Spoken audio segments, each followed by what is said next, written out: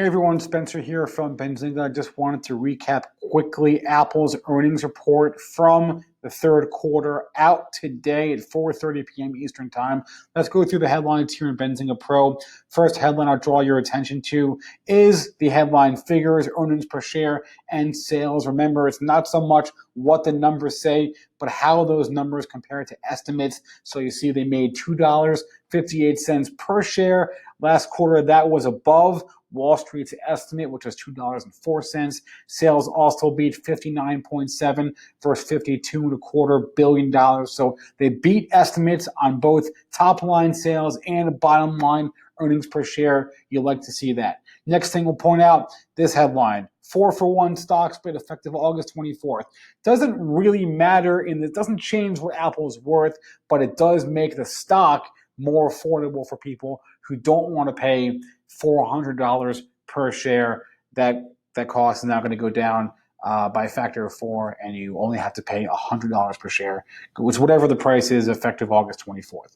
Let's go on to the individual segments here. iPhone sales. iPhone is, of course, Apple's biggest revenue segment, accounting for 44% of overall revenue in the quarter. You can see iPhone sales grew last quarter to $26.4 billion, up about 1.7% on a year-over-year basis. Mac sales grew more, not as much not as big a segment as iPhone, but still important. Mac sales grew to over $7 billion, up 22% year-over-year. iPad sales grew to $6.5 billion, up 31% year-over-year.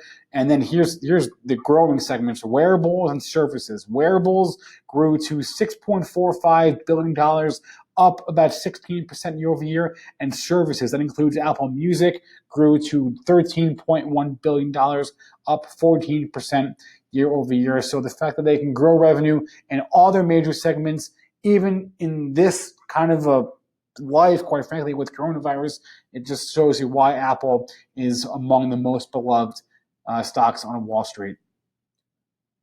Last thing I'll point your attention to is this headline here, breaking down their sales by country. You've got Americas, Europe, and China. As far as Wall Street is concerned, China is Apple's biggest growth market, so we want to pay very close attention to this number, $9.32 billion from sales from China last quarter, up slightly on a year-over-year basis from $9.15 billion a year ago. We want to pay very close attention to what they're doing in China because it is their biggest growth market.